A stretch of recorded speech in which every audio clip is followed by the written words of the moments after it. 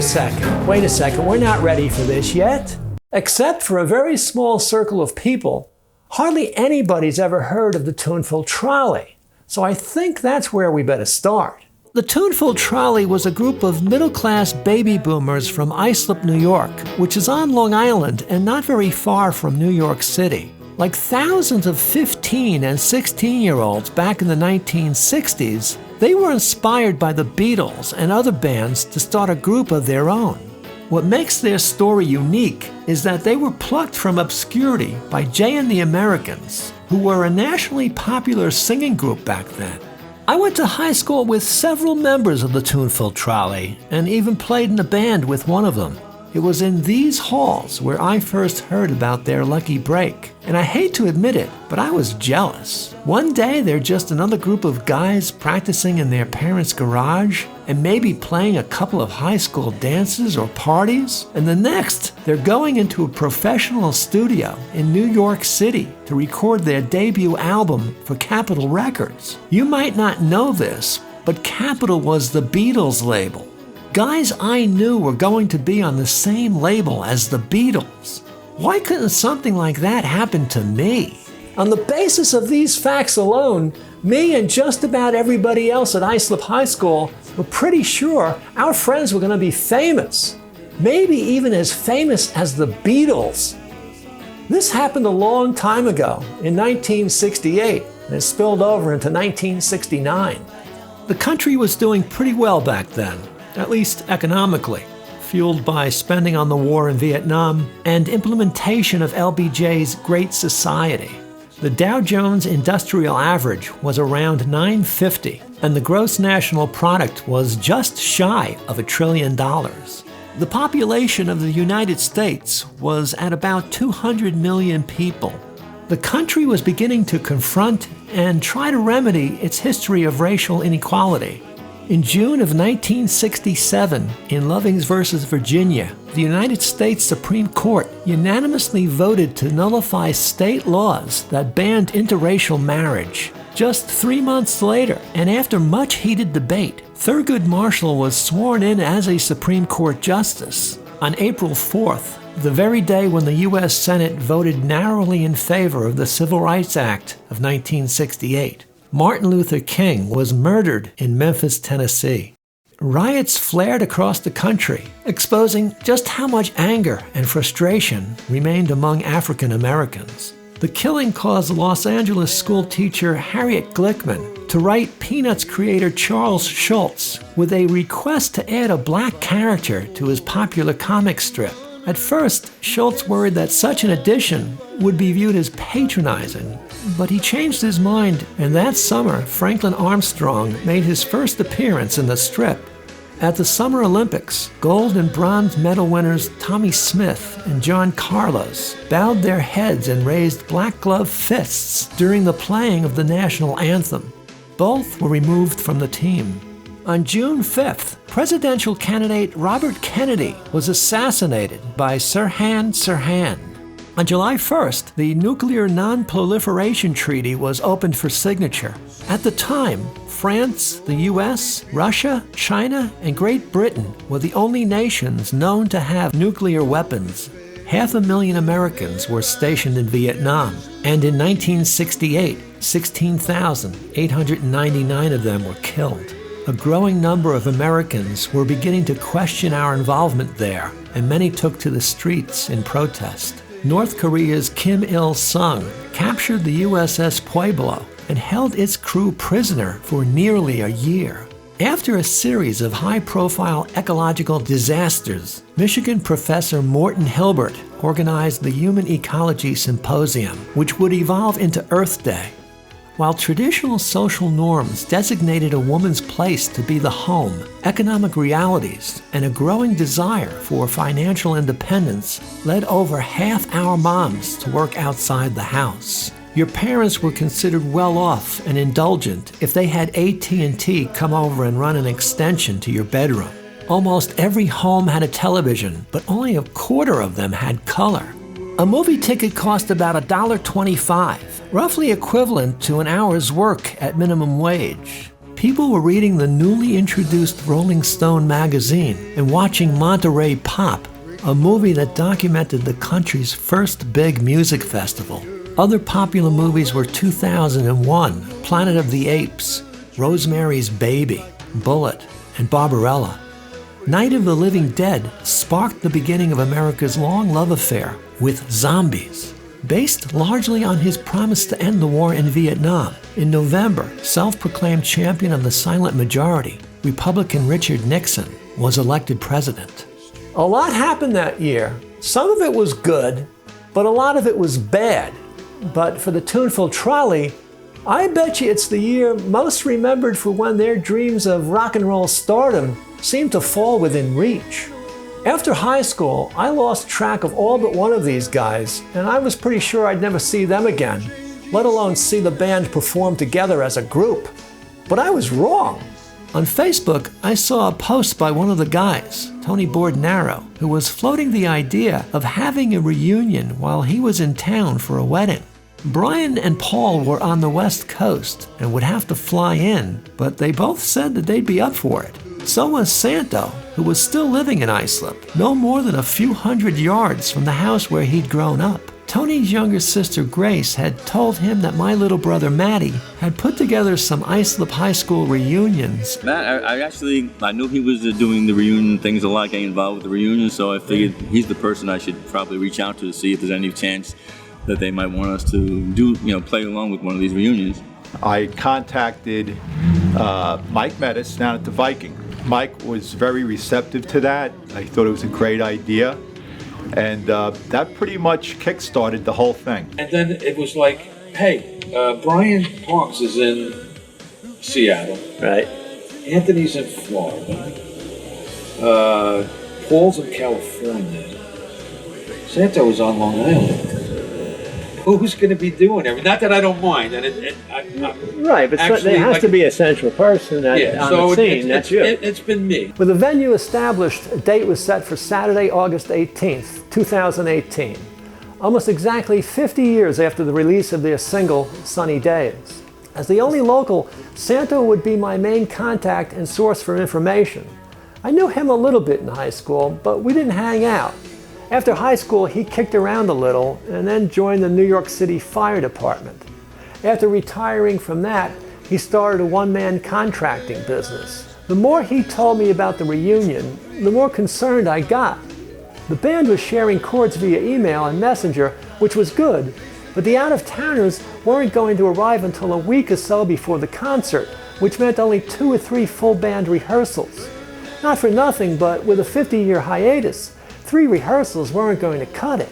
What's more, Santo admitted that he literally hadn't played his guitar since the band broke up, leaving the instrument to fall into a sad state and badly in need of repair. But this turned out to be a stroke of good luck. I got a call from Santo. He said, I've got a Gila guitar, need to get it repaired. My band is going to be doing their big 50th anniversary show. How many people are you expecting to show up? He said, it's going to be a couple hundred. It's just going to be a big show. So what are you doing about sound and things like that? Well, we're just going to kind of strum guitar a little bit. It'll be fine. The people will hear us. Yeah. So there's not going to be any PA system? No. I have a band, my wife and I, called Grand Folk Railroad, and we do a lot of songs from the 60s, from the 70s. At that point, I said, Santo, listen, you need a PA system, you need a backup band. Maybe we can do that for you, And I guess that's how it happened. I'd never forgotten about these guys and always wondered how their big break came and what happened to the band. I wanted to find out and thought that this would probably be the last time I'd have all surviving members together in one place. There'd be no Tuneful Trolley without Jay and the Americans, JADA for short.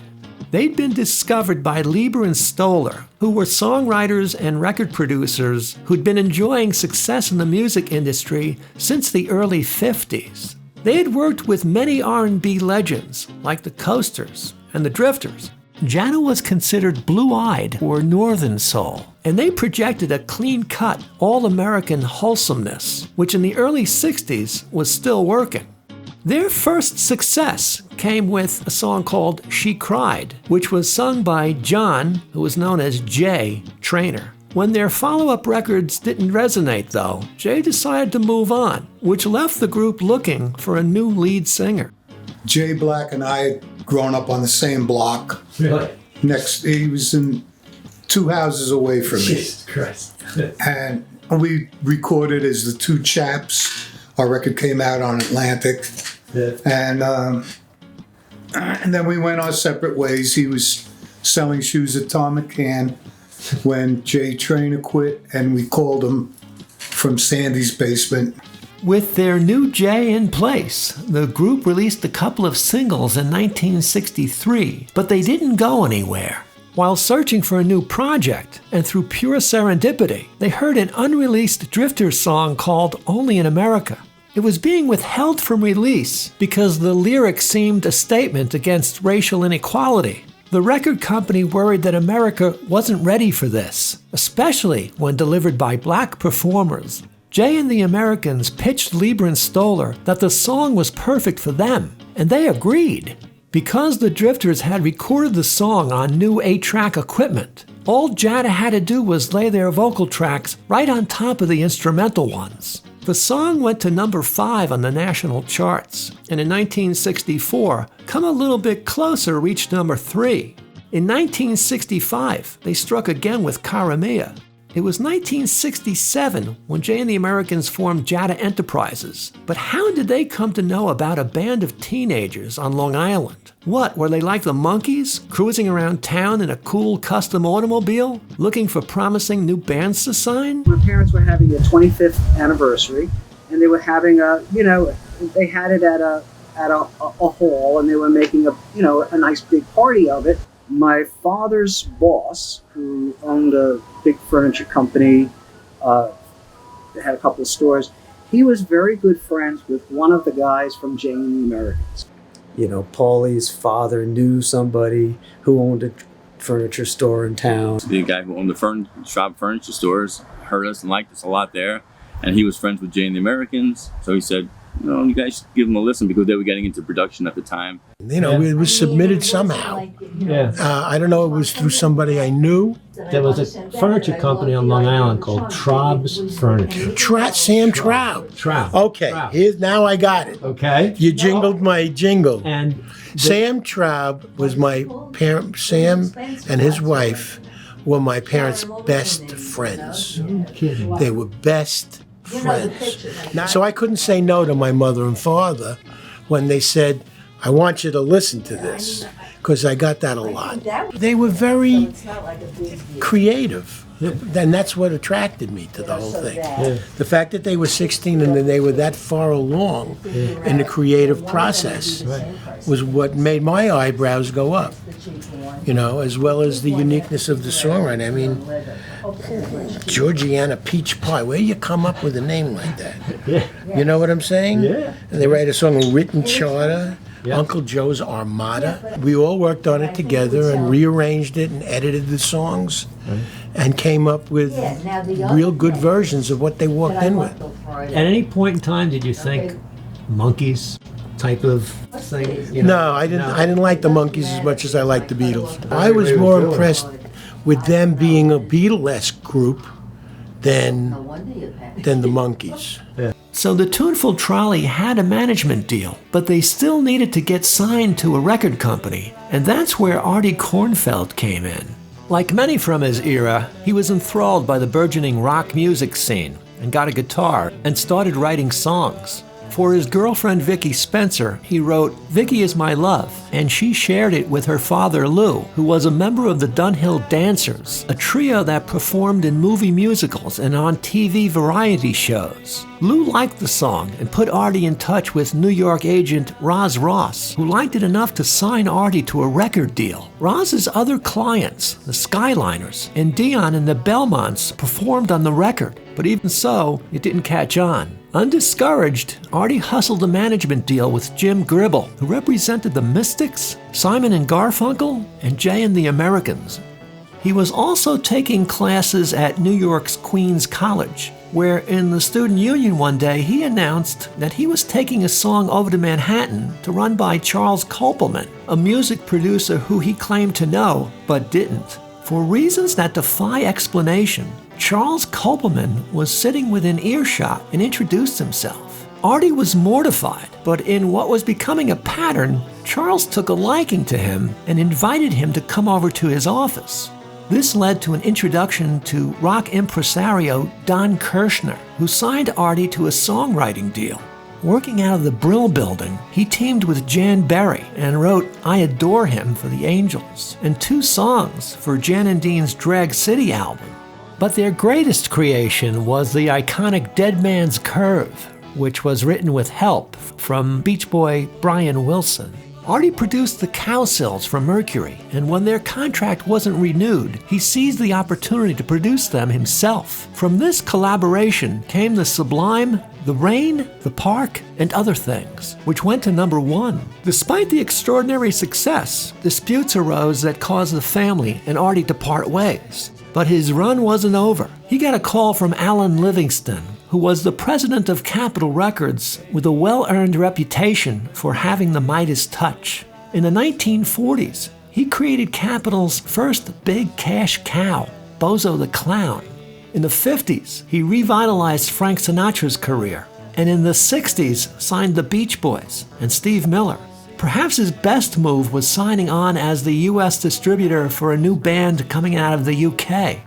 In April of 1968, Alan offered Artie the position of Capitol's Director of Contemporary Recording, where he'd be the label's chief A&R man with full authority to sign new bands. He signed and produced folk rock band The Wind in the Willows, which included pre-Blondie Debbie Harry.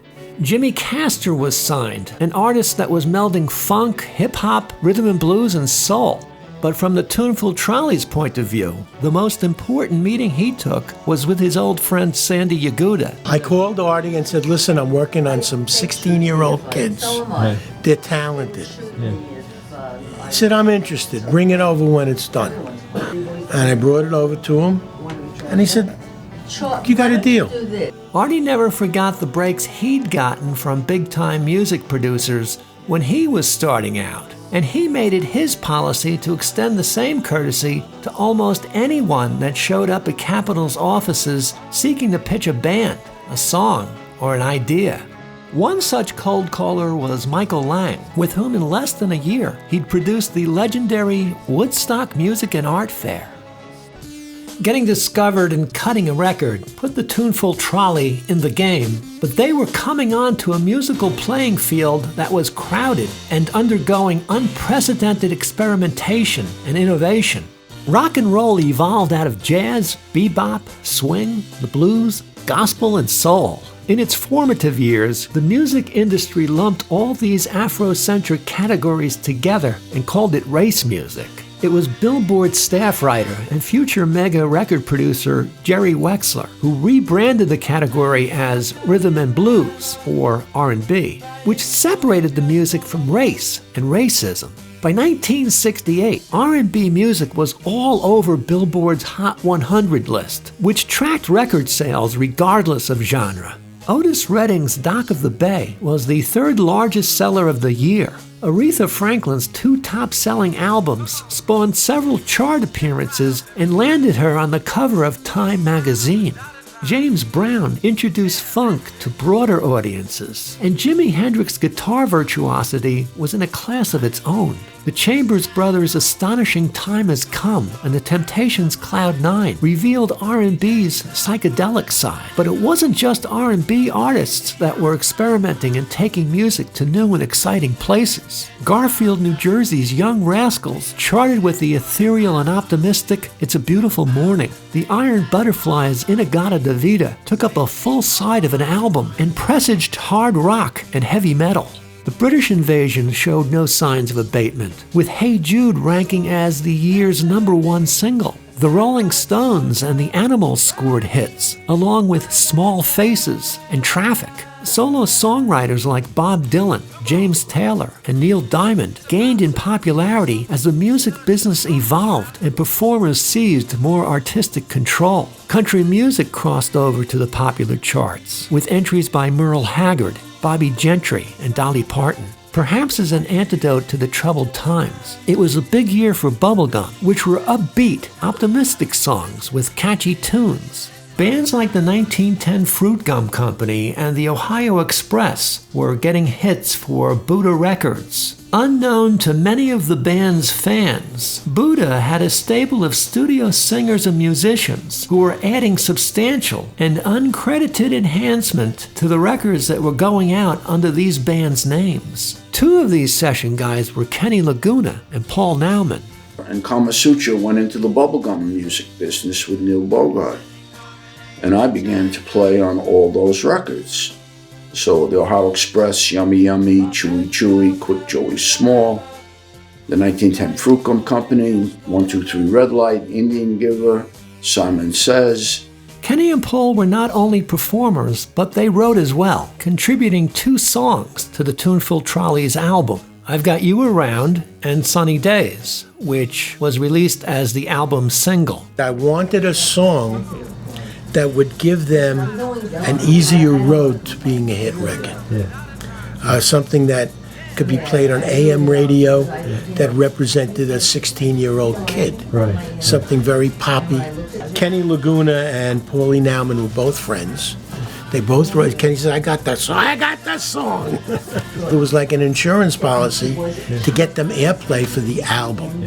The single sells the album. And it did get played, along with a veritable tidal wave of new and exciting music, all straining to be heard above the virtuous cacophony of the historically singular 1960s music scene. The star of the Tuneful Trolley was the charismatic lead singer Joey Desane.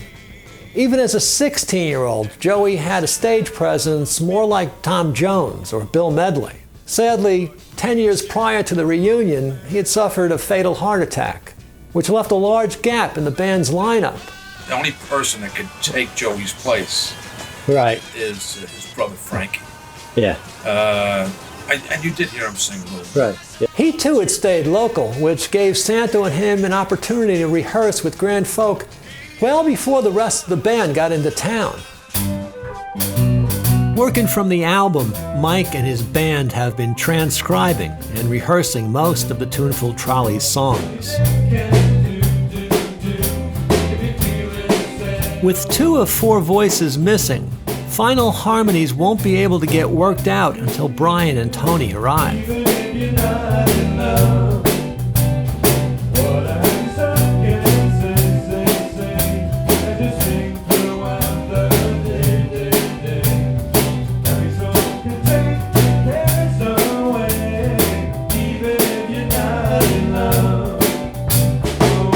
The bridge vocal on Sunny Days is an issue. Joey sang the lead vocal on the song, but even back then the high part was out of his range. To cover it, they got the song's co-writer and Tradewind's band member Paul Nauman to sing it. We're pretty sure that Paul isn't going to be able to make the gig, so it's hoped that either Brian or Tony will be able to handle it.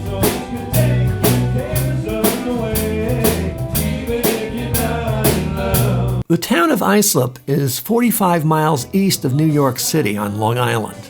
Englishman William Nicol settled the area in 1664 and named it after his father's hometown in Northamptonshire, England.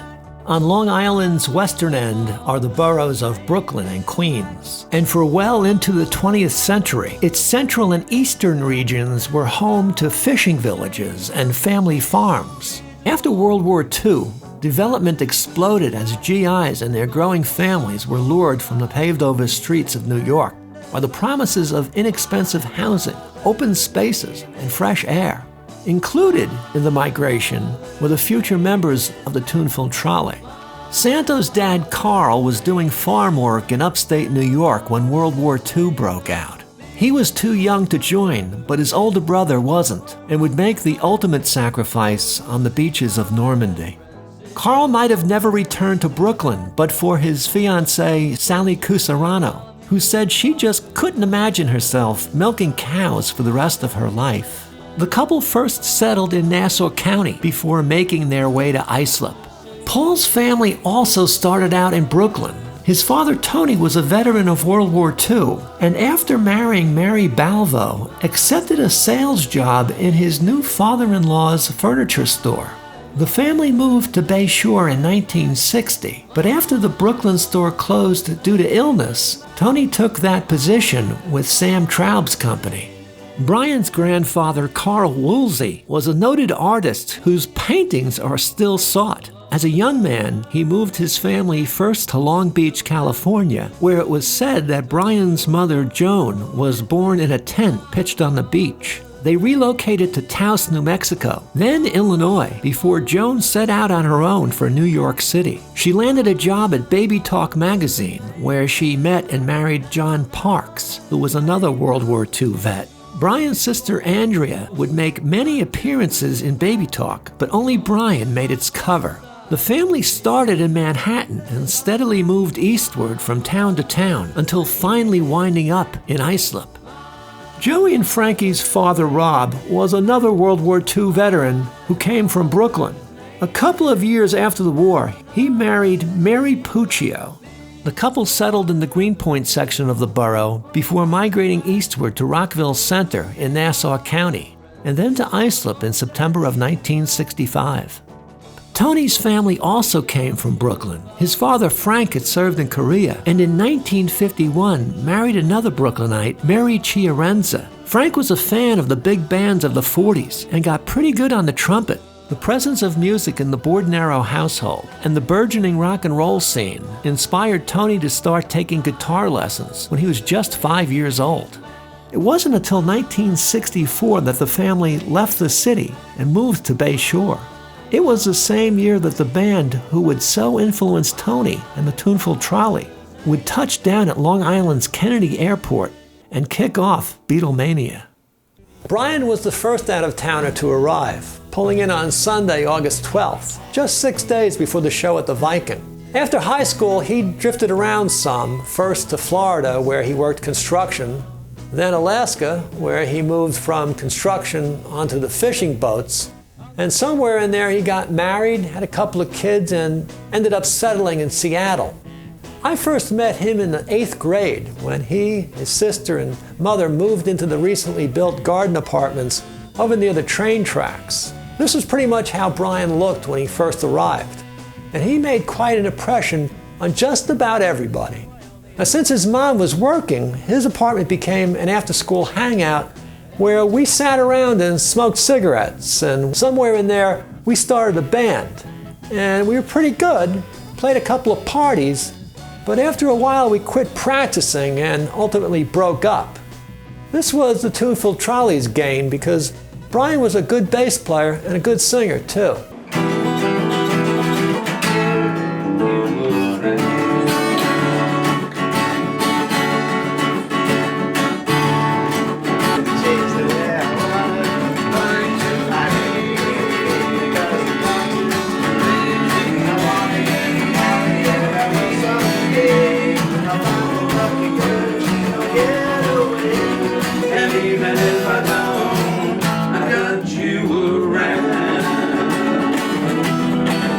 On Wednesday, Tony made his first practice session at Santo's house. In high school, I'd known Tony enough to say hi in the hallway, but that was about it. After graduation, he played for a few years in bands that did weddings and other events. And he kept writing songs too, but things never gelled for him. He moved to Chicago and for a while managed a restaurant before shifting gears and training to become a respiratory therapist. He got married and ended up in Florida, and today owns a small chain of successful barbershops. Tony told me that he never completely stopped playing the Tuneful Trolley songs, so coming up to speed wasn't going to be a problem for him.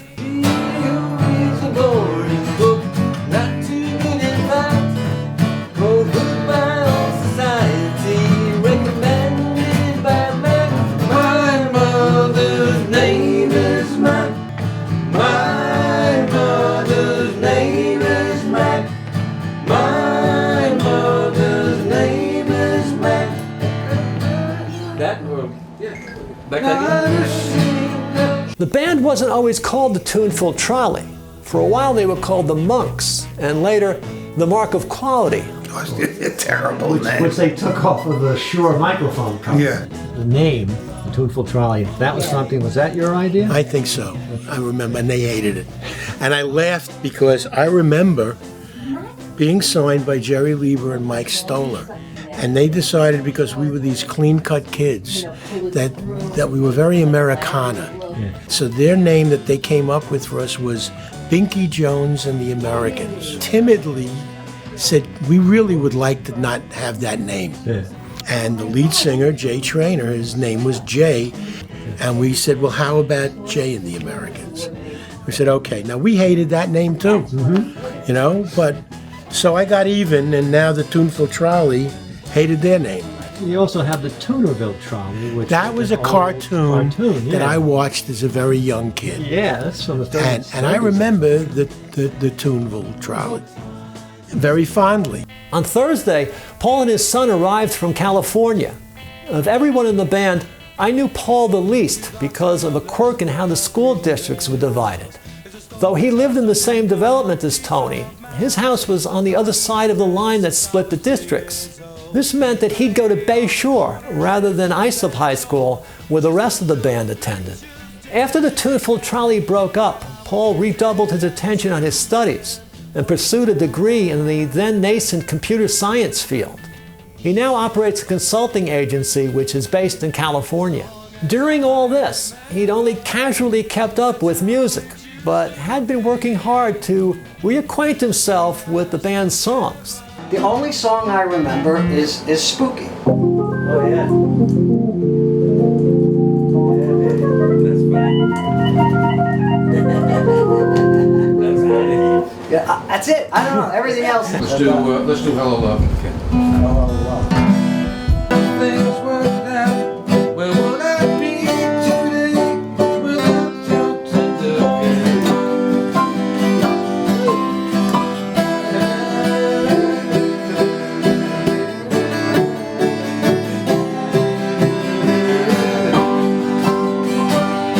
You wouldn't know me so I don't know how I ever did. Hello love, where you been? Follow me and come right in. Hello love, I've been waiting for you here. 50 some odd years. The group got a boost from appearing in a feature called Group News by Gigi, which was published in Spec Magazine, which was 16 Magazine's sister publication. Gigi was the alter ego of former fashion model Gloria Stavers, who at age 32 worked her way up from the subscription department to editor-in-chief. She commonly wrote articles for the magazine, contributed photographs, and her interviews were widely anticipated and could be career-making. Her star-making power was credited by the Beatles for making their 1964 arrival so successful, so winning any of her attention could open doors. Gigi's picks that month included the Artie Kornfeld produced Guild Light Gauge, which featured Paul Simon's little brother Eddie, who despite the family connection failed to gain traction. Nor did the offerings of Chicago-based The Prescription, The Cherry People, The 28th Dream, or the ridiculously named Waterproof Tinker Toy. The Lemon Pipers were trying to capitalize on the success of their bubblegum hit Green Tambourine, as were the Amboy Dukes with their hit, Journey to the Center of the Mind. Neither band was able to do it.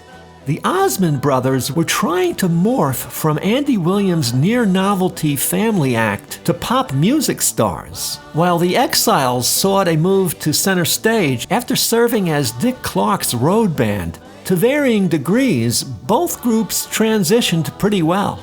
Future Rock and Roll Hall of Famers Sly and the Family Stone were plugging their new record, and later that year were chosen instead of the Tuneful Trolley for a slot on a national variety show. Sly would go on to make a landmark performance at Woodstock, and the group would be inducted into the Rock and Roll Hall of Fame in 1992. Deep Purple was also seeking to capitalize on their big hit, Hush, and would go on to join Sly and the Family in the Hall of Fame. And then there's the Tuneful Trolley, who Gigi proclaimed were good-looking and only 15 years old. As a testament to the magazine's influence and reach, her invitation to write to the band drew fan mail from far and wide. Dear Tuneful Trolley, I just read about you in 16 Specs, so I've absolutely got to know all about every one of you. You all look so completely beautiful. I am in 9th grade, and I have the problem of staring and dreaming at boys. Please write and send me a picture of yourself so I can dream over you too. I saw your picture in one of the teen magazines and I really flipped over you.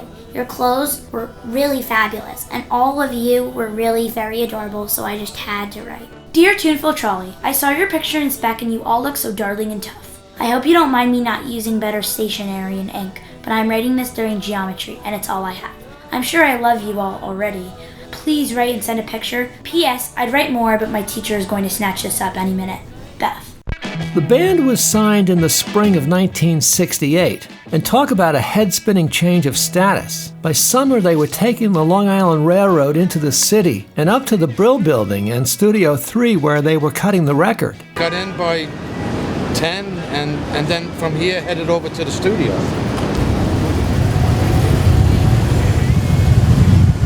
So what we'd like to do, and because I'm a New York City fireman. A retired one. A retired one.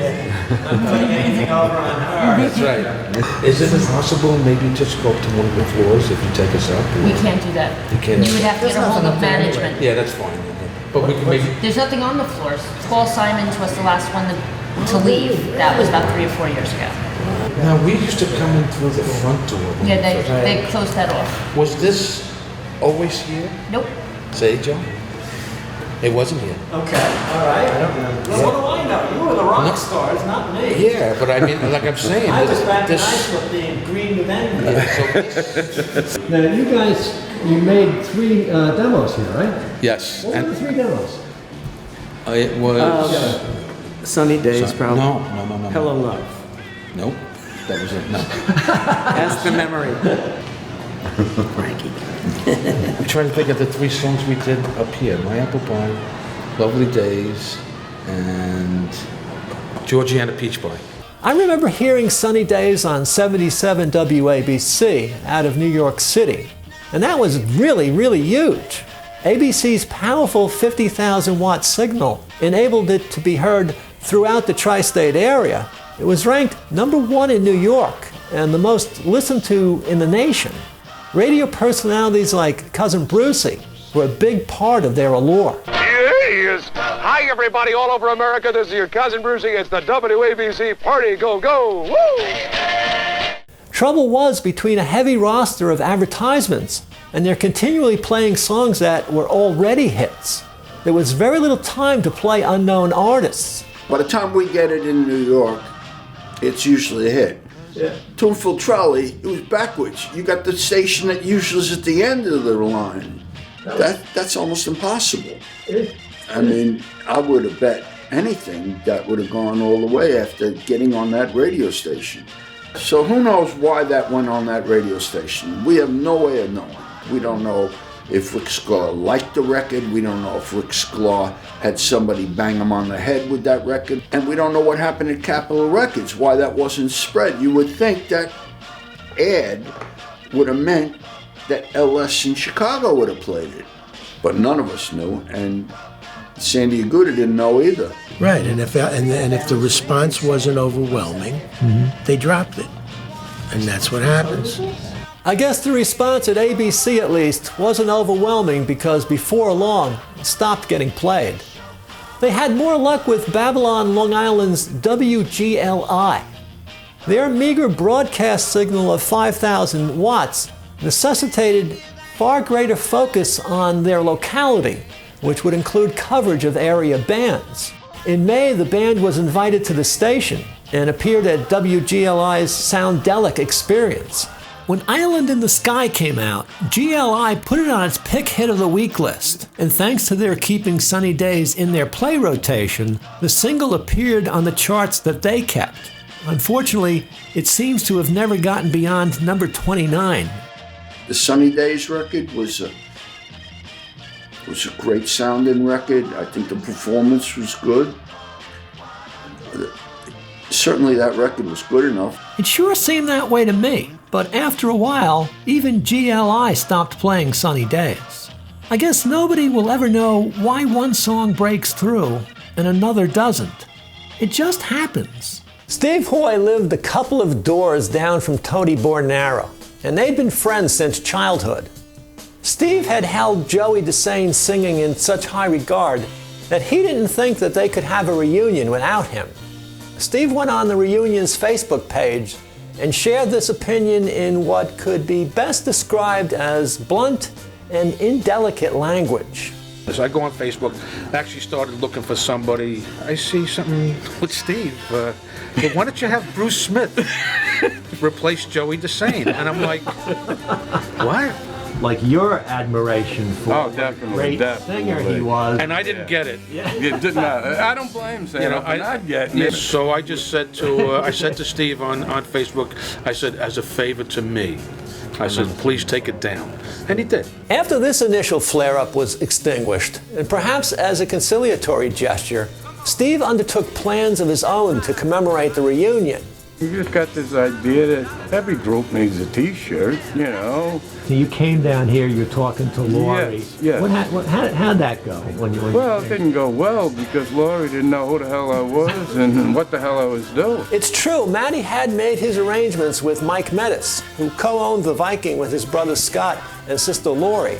And it was she who was on duty the day that Steve went down and told her of his plan to sell T-shirts for the upcoming reunion of the Tuneful Trolley.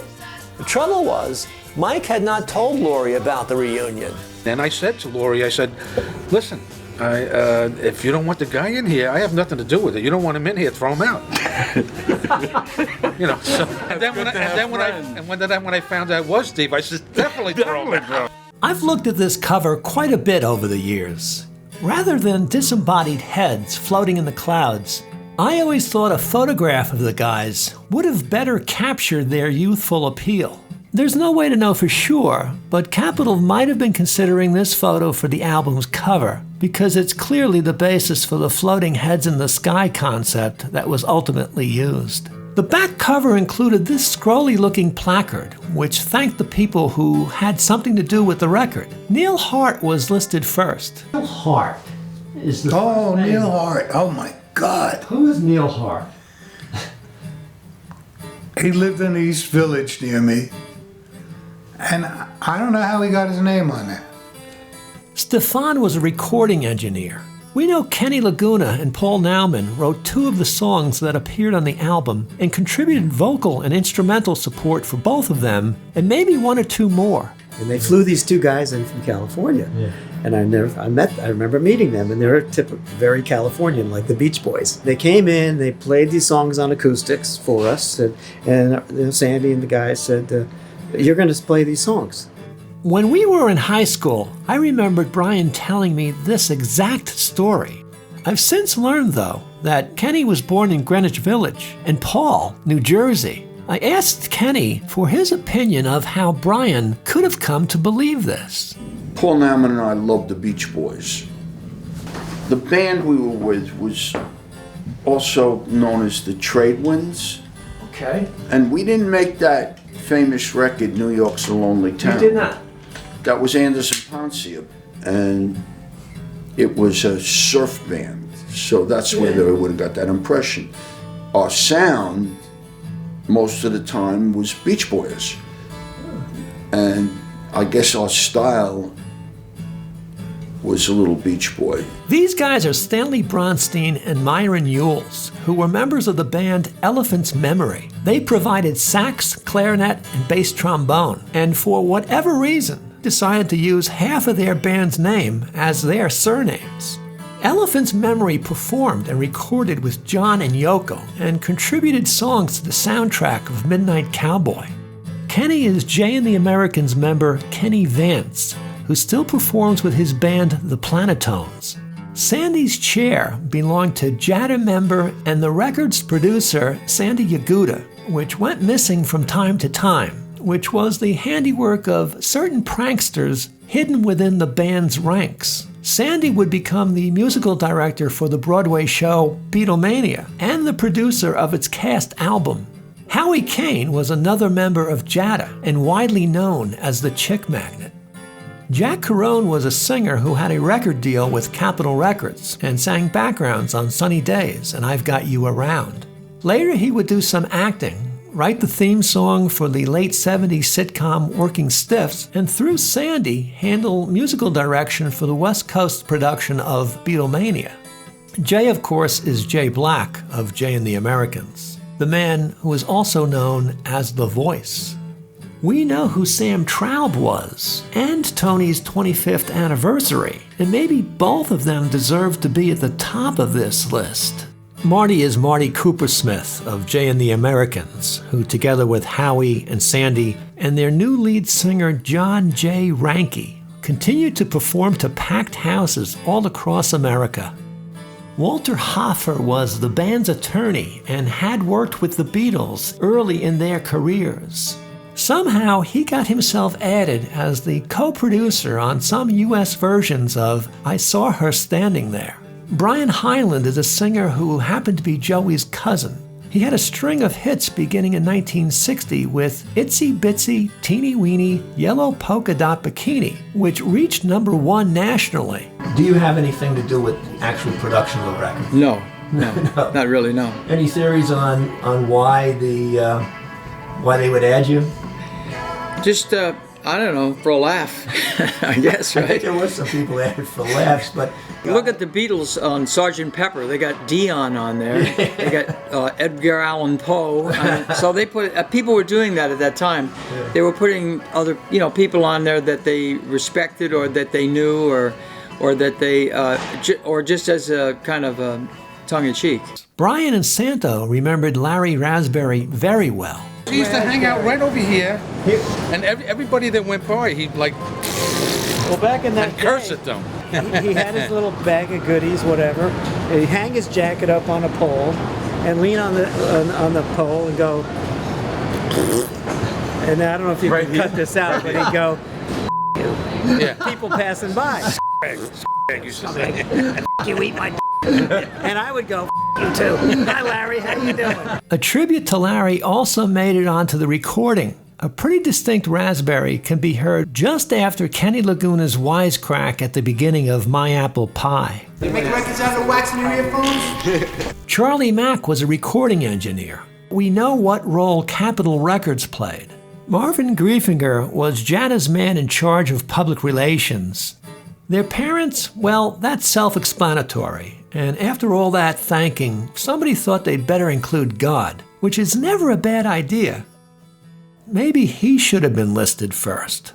In the studio, Elephant's Memory added brass to several Tuneful Trolley songs. But for live performances, the guys reached out to the Islip dance band to fill in the gaps.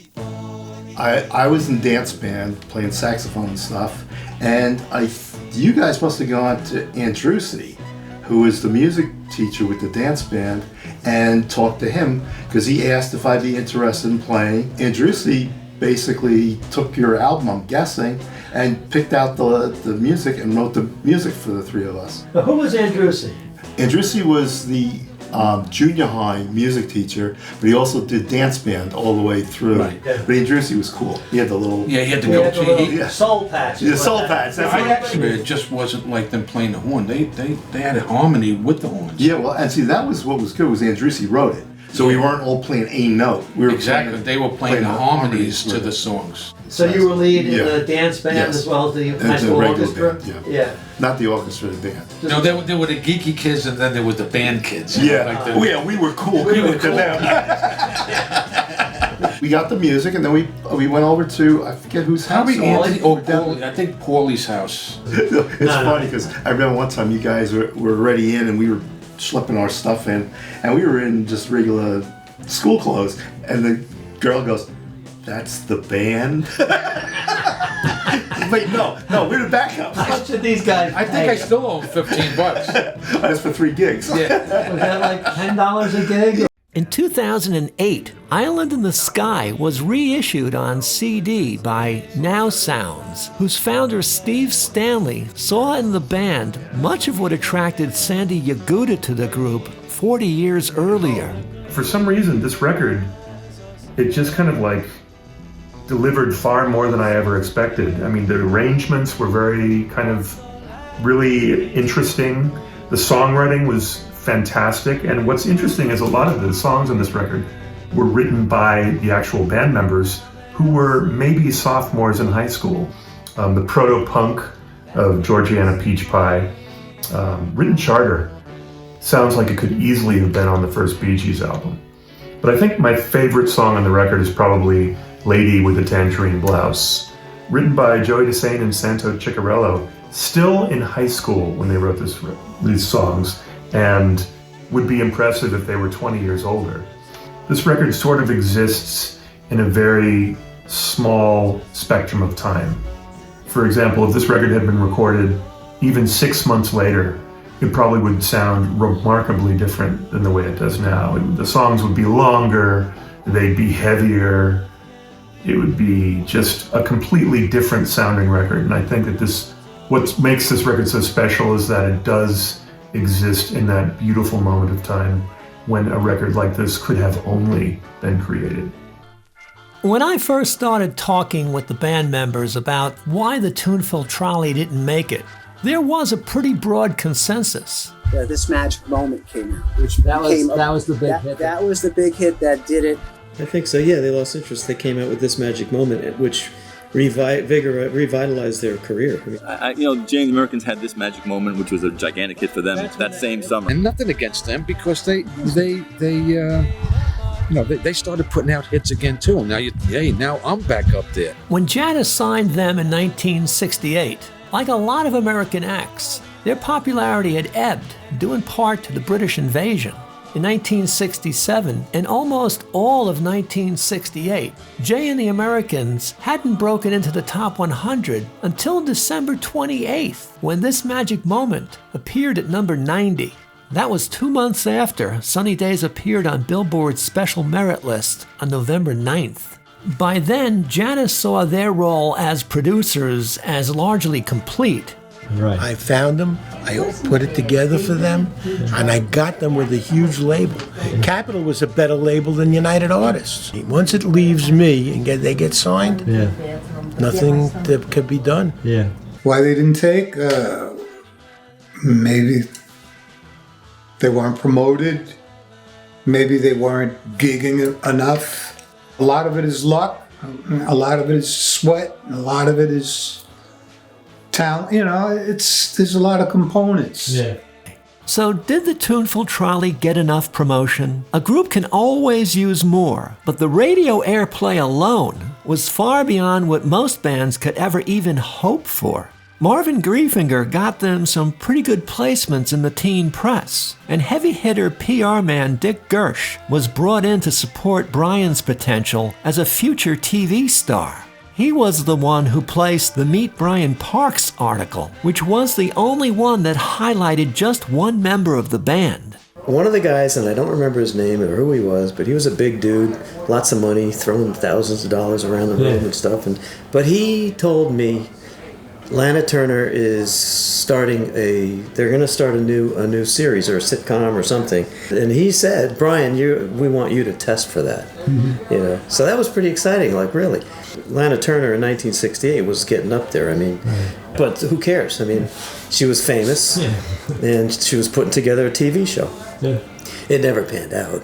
In the event that it had panned out, Jana had the foresight to sign him to a separate production deal, which was for 3 years and at least 4 songs. The band got 2 really nice mentions in Billboard magazine. First came that mention in the Special Merit Spotlight section, where they were tagged an easy beat rhythm item that would make them a programming natural. 2 weeks later, on November 23rd, their album was called out as a Billboard pick, appearing with Dion, Canned Heat, and Traffic. Billboard gushed that the group produced a breezy bunch of pop songs that would groove the trolley on chart tracks.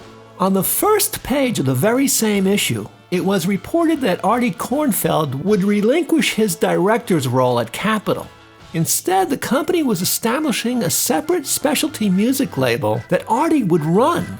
Who knew what that could mean to the Tuneful Trolley? And as for performing enough gigs, their ages were a problem. Alcohol laws kept them out of the nightclubs, which was probably just as well because they were getting up every day to go to school. A booking agent was hired by Jada, and he had a novel solution for the problem. Sent a letter to every school on Long Island, and we must have had 50 or 60 schools just come listen to us. Did you get many gigs out of it? We did. Yeah, I mean, how many gigs do you guys think that you performed in total? Was it? Yeah, how many? Over the course of us, because how long were we together? From 68?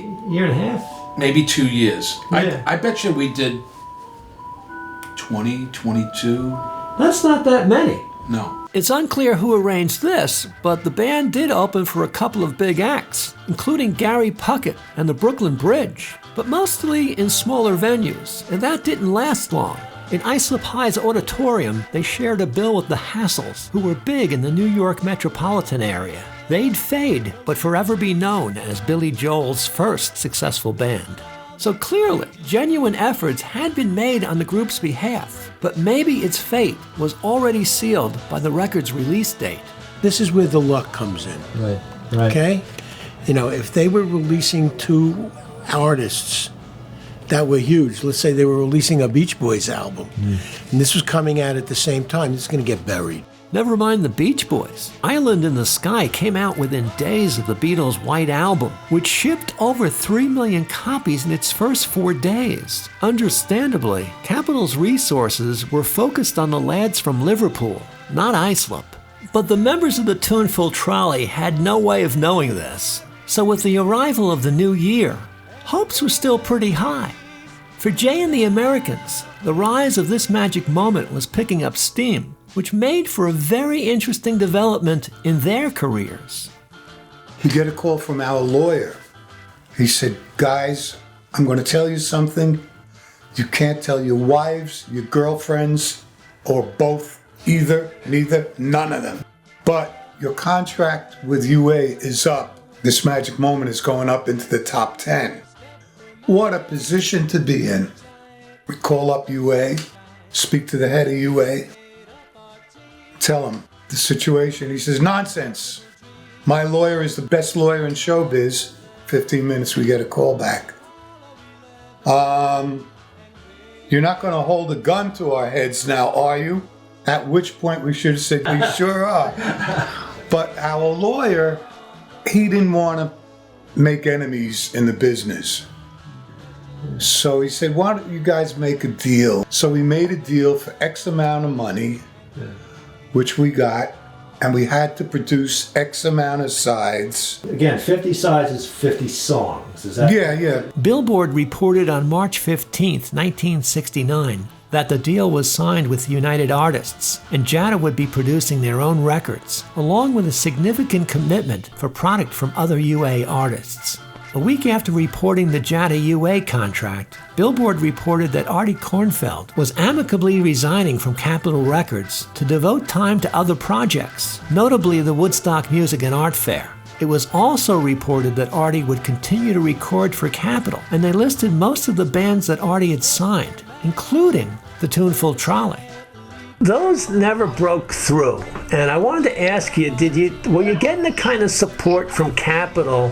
No, because you know what? I didn't know promotion then. I was a songwriter and a musician and a record producer, but I didn't know promotion. When you finished the record, you gave it to the production staff, and then you step back. The only thing was when that record came out, records were just changing from pop to rock. So it was caught somewhere in the middle of formats. As spring gave way to summer and communication with their managers decreased, they started wondering where they fit in with Jada's plans, or if they fit in at all.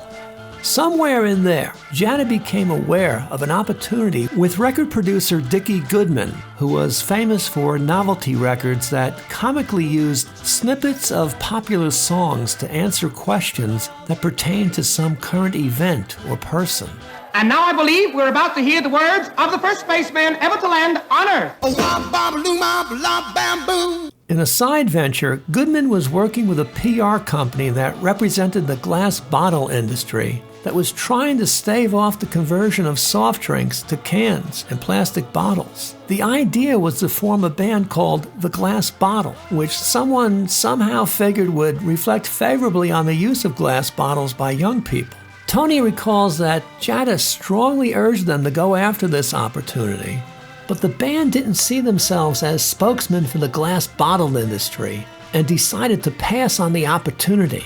Instead, they pitched a song that Joey and Santo had written about the upcoming moon launch, Apollo 11. The entire country was excited about the mission, and they believed that the song had great commercial appeal that nobody else had tapped into.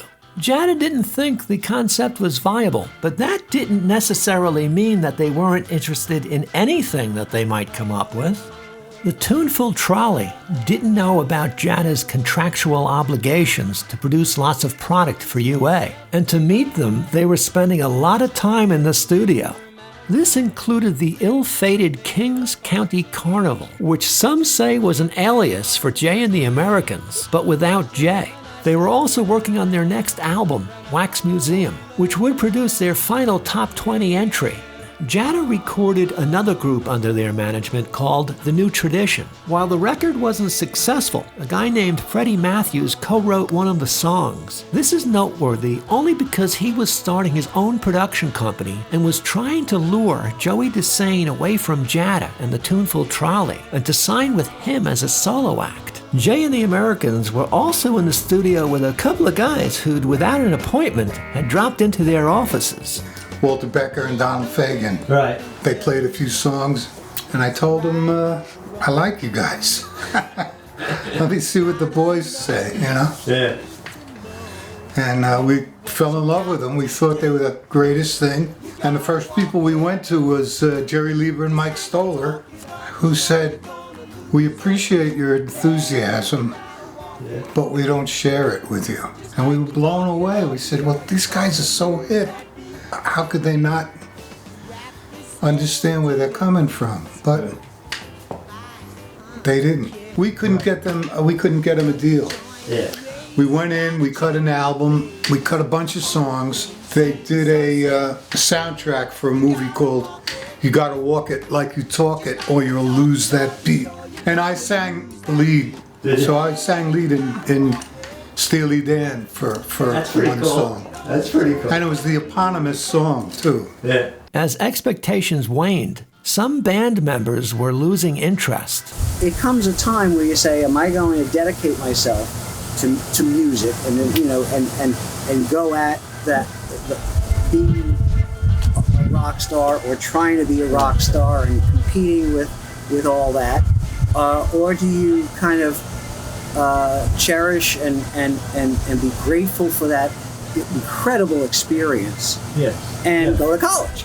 Musically, I'd already moved on to other types of music, more hard rock and roll. And I'd moved on to Jimi Hendrix and Eric Clapton and all those guys and that type of music. Meanwhile, Freddie Matthews must have convinced Joey that Jay and the Americans had left the Tuneful Trolley for dead, and it was time to come sign with him. So Joey left the band, basically. Yeah. Okay, so that was that the end of the band? That was. But while Joey was free to leave the band, in order to sign with Freddie, he had to get out of the contract with Jada, which still had at least 1.5 years left on it. Though there's no record of it, and no one remembers exactly who pushed for it, the band wound up approaching Jada and asked to be released from their contract. Jada said okay. I really think because we didn't have Jay and the Americans behind us so much anymore, they were busy doing their own thing. Right. I think that was really why we just couldn't, we needed them. They had the contacts and all that stuff. So then we became a regular band like every other band. It's a sweet memory, because everybody went in with the best of intentions, and And it's just too bad that it came this close to being something really important. Shortly after his release from the Jada contract, Joey was signed to Freddie Matthews' production company, where he would be recording as just Joey, no last name, which was a little unusual back then. Freddie marshaled a great deal of proven talent to help with the initial effort. Brooks Arthur was hired as a recording engineer, and he'd already worked on many #1 hits, like My Boyfriend's Back by the Angels and Leader of the Pack by the Shangri-Las. The single was a song called Somewhere in the Rain, and it was co-authored by Alan Bernstein, who'd written This Girl is a Woman Now for Gary Puckett, and Vic Milrose, who had penned songs for Dusty Springfield, Rick Nelson, and Elvis. The arrangements were done by Ron Frangipani, who'd worked or would work with everybody from the Archies to John Lennon and Diana Ross. Background vocals were done by members of Jada's New Tradition, and instrumental music had been done by members of the band that became known as Steam, which produced the accidental 1969 hit Na Na Hey Hey, Kiss Him Goodbye. The output of these sessions was good enough to win Joey a deal with Morris Levy of Roulette Records. Morris was notorious for his hardball tactics and rumored connections to organized crime, but he also knew how to make stars and counted Tommy James as his biggest. Yeah, you know what? When I first heard it, I figured, oh my God, this is amazing. This has got to do it.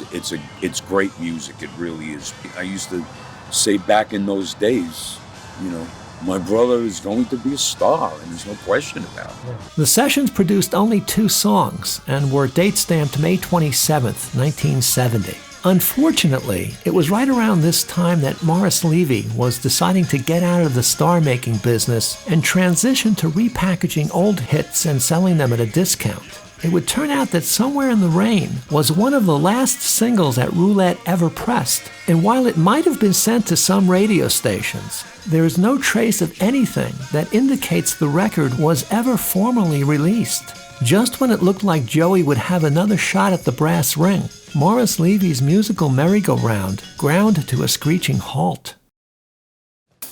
On the Thursday night before the concert, the reconstituted Tuneful Trolley met at Mike and Sue's house for the first and only full band rehearsal with Grand Folk Railroad.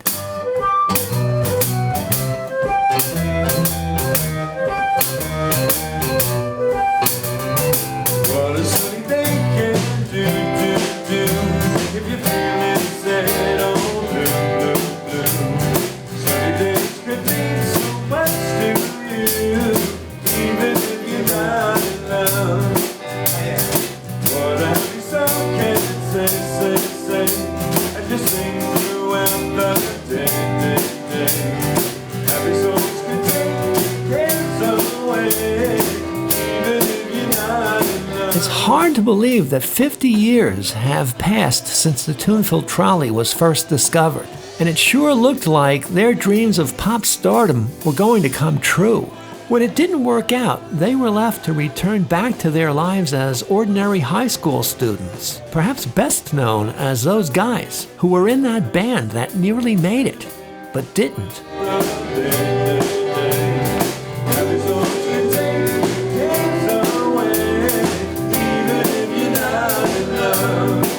Yeah, it didn't really end until I was a junior in high school. Was when we really a junior in high school when we realized that you know what, you know we could still play here or there, but I'm never going to be a professional musician.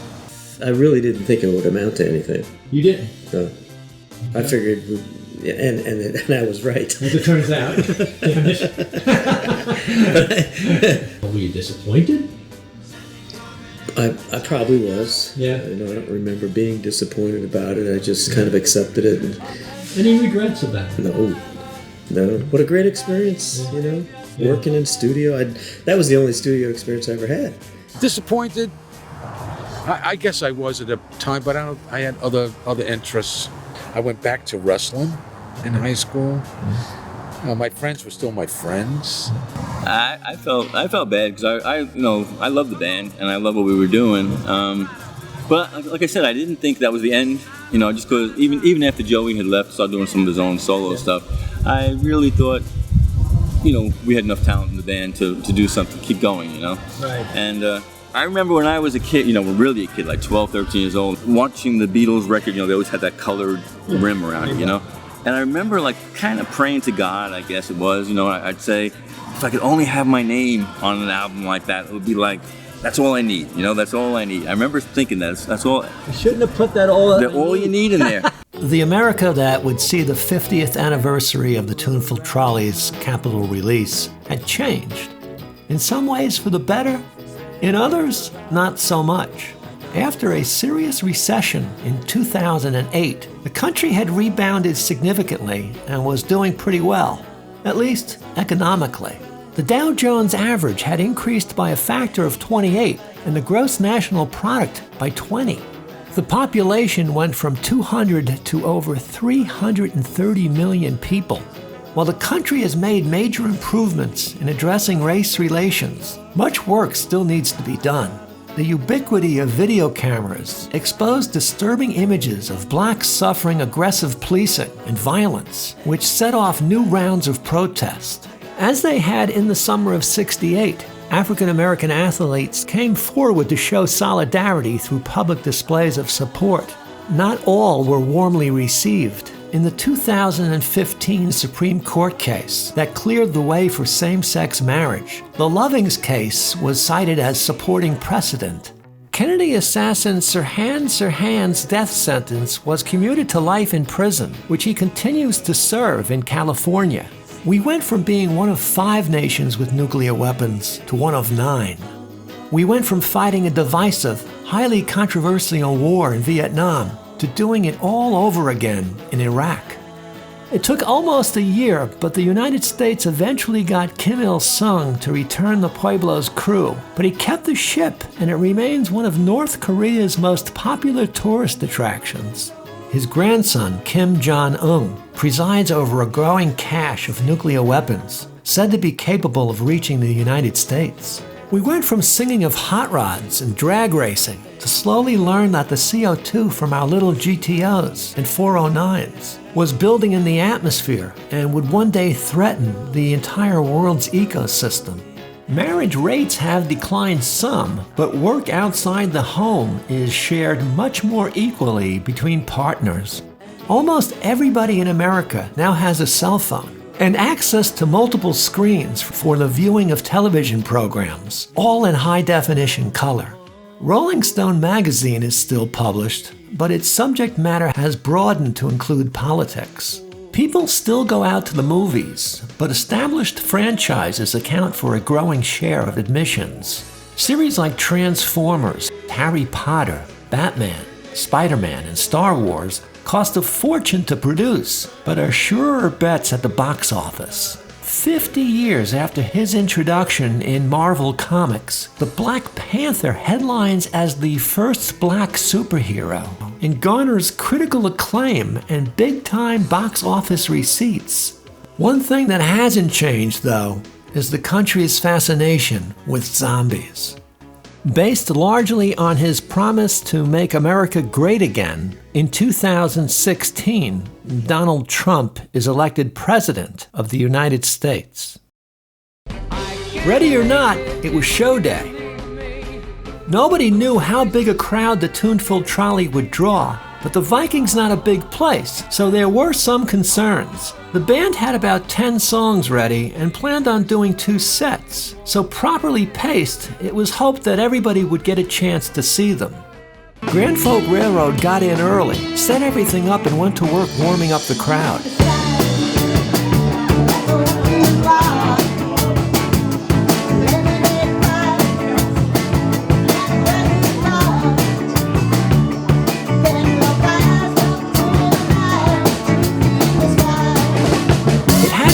All day, and after an evening thunderstorm, it had gotten pretty humid.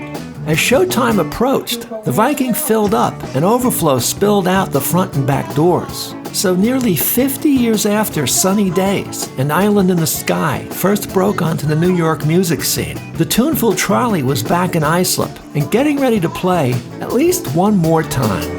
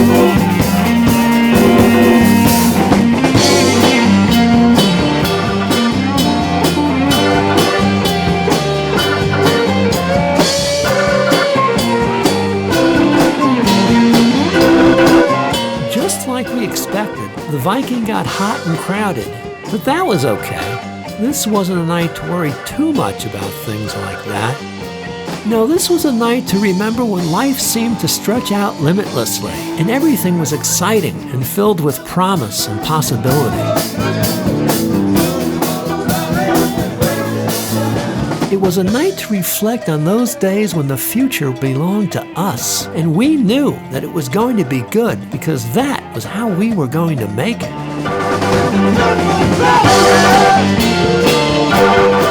Now, as to whether or not we were deserving of such unbridled confidence, this wasn't a night for thinking too much about that either. We could do that some other time. Oh, I know. How about the next time these guys get together?